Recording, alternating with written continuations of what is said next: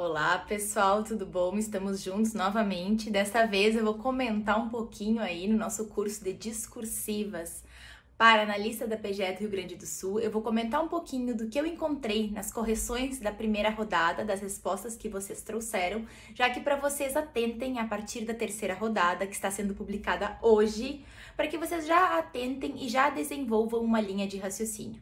As respostas, no geral, elas tiveram conteúdos jurídicos muito bons, porém faltou a estrutura do texto dissertativo, que é algo que inclusive eu destaquei no cabeçalho, no enunciado. Coloquei o caso, falei, responda na forma de um texto dissertativo abordando os itens abaixo. E foi aí que muita gente boa se perdeu. Muita gente boa introduziu, desenvolveu o primeiro e o segundo parágrafo, porém, no quarto parágrafo, ao invés de concluir, deixou por ali mesmo, então, o segundo tema esboçado. Outros alunos ainda trouxeram em forma de respostas e perguntas. Por exemplo, e colocaram do lado da resposta, 2 do lado da resposta. Então é isso que nós vamos trabalhar hoje para que vocês atentem para as próximas questões que vocês irão responder e principalmente na hora da prova.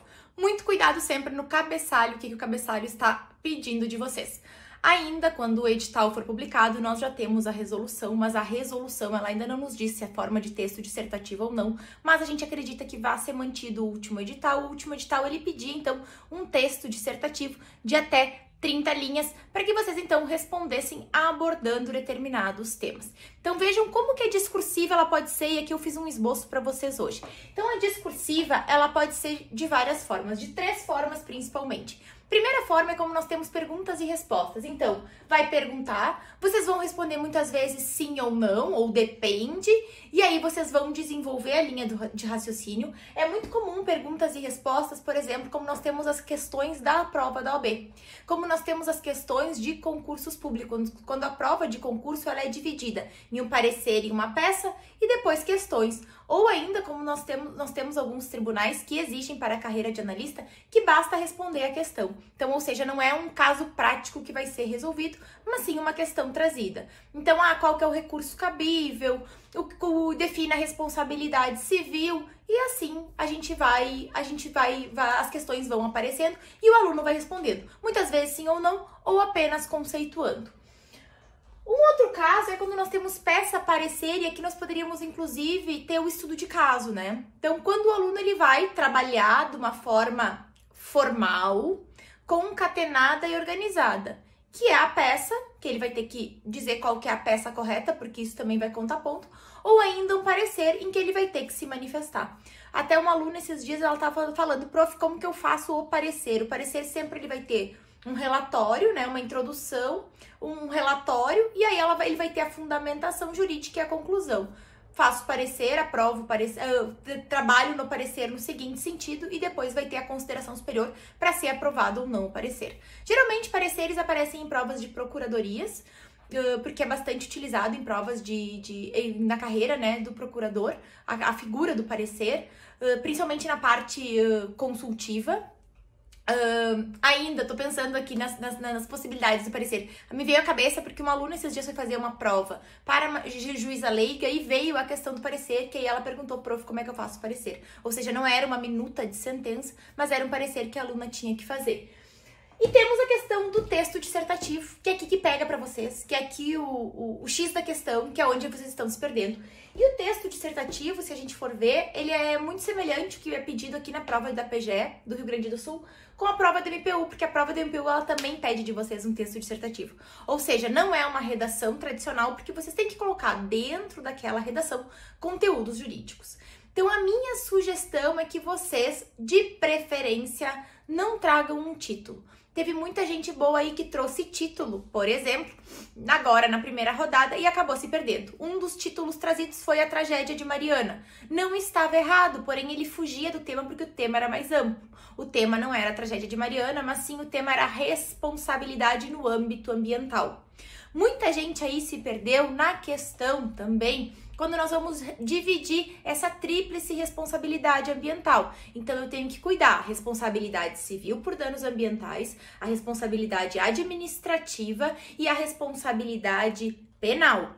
Quando nós trabalhamos a responsabilidade civil por danos ambientais, é aqui dentro dela, dessa primeira coluna, que nós vamos explorar a teoria do risco. Muita gente já trouxe a teoria do risco e não falou das responsabilidades. Então, muito cuidado nisso. Nessa primeira coluna também, quando a gente traz essa responsabilidade civil por danos ambientais, é que nós vamos ter a teoria do risco integral hoje, conforme a jurisprudência, e é aqui também que nós vamos ter uma responsabilização objetiva, que significa dizer que independe da comprovação de culpa ou dano, não vai se perquirir culpa ou dano, mas sim apenas o nexo de causalidade. Aconteceu o desastre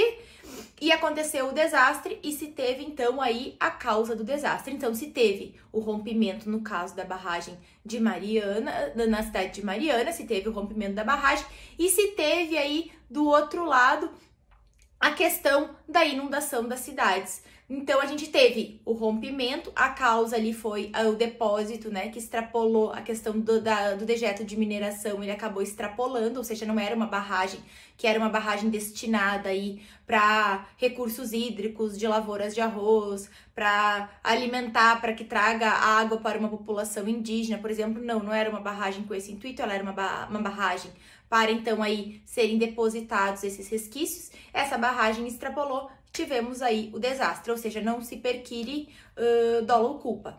Quando nós vamos trabalhar na questão da responsabilização, da responsabilidade administrativa e penal, sim, aí nós vamos então entrar na responsabilidade subjetiva. Então, muito cuidado nisso. O que a maioria de vocês fez? Introduziu. Muito cuidado, porque teve gente que levou aí 10 linhas introduzindo. O ideal aí é que traga uma introdução breve, 3 linhas. Coloque o tema geral e depois já coloque nessa introdução o que vai tratar a seguir.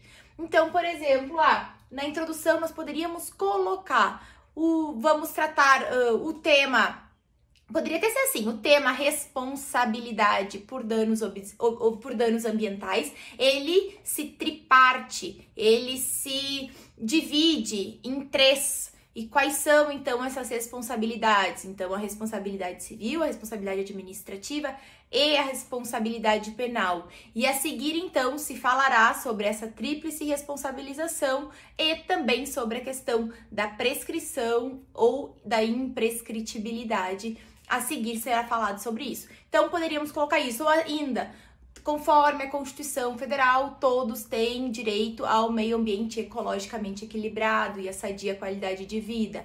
Pensando nisso, com base nisso, a responsabilidade daqueles que cometem danos ambientais. E essa responsabilidade, ela não é apenas civil, ela também é administrativa e penal. Por quê? Porque são instâncias independentes e essas responsabilidades, elas podem sim vir a ser cumuladas. Abaixo, então, a seguir, então, se abordará as seguintes responsabilidades. Então, sempre que possível, já coloquem na introdução sobre o que vocês irão falar. Isso vocês devem ter nessa introdução do texto. E nos parágrafos seguintes, desenvolve.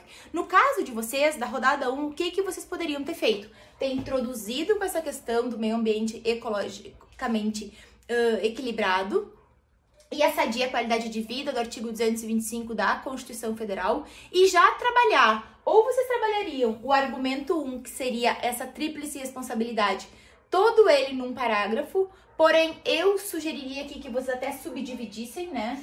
Um parágrafo 1 para responsabilidade civil e um parágrafo 2 para responsabilidade administrativa e penal.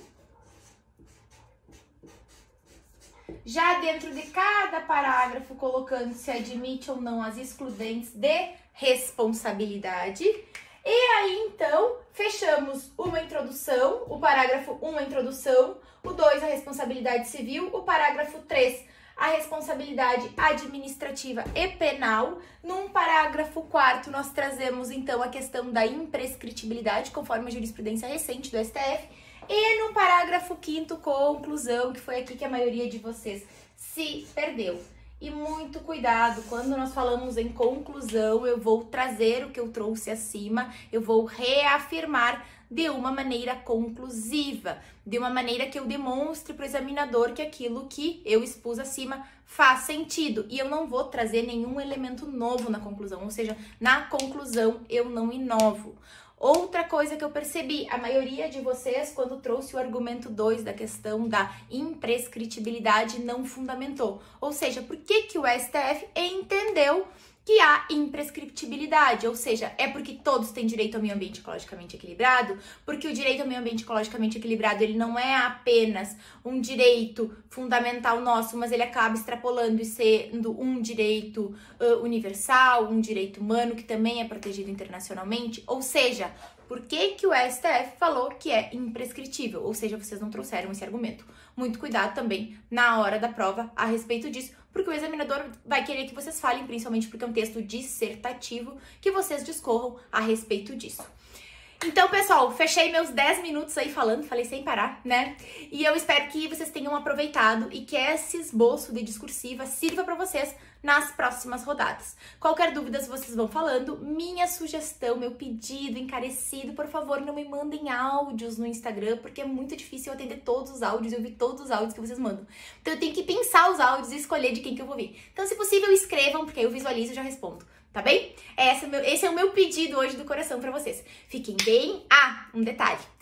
Nas semanas que nós não tivermos rodadas, né? Que vai ser ali na semana do dia 7, eu já preparei o top 10, que são 10 temas para vocês esquematizarem. E vai ter um vídeo, o próximo vídeo vai ser liberado com ele, acompanhando então os top 10. Eu troquei aqui os vídeos nesse curso da analista, porque no curso do MP os vídeos acompanhavam. Rodada 1, vídeo 1, rodada 2, vídeo 2. E nesse eu optei então por trazer vídeos como esse que eu trouxe hoje, dando feedback das rodadas e falando então sobre o top 10, temas que eu considero aí que estão em voga, que estão na moda e que vocês então devem aproveitar e esquematizar. Tá bem? Fiquem bem, um super beijo e até mais!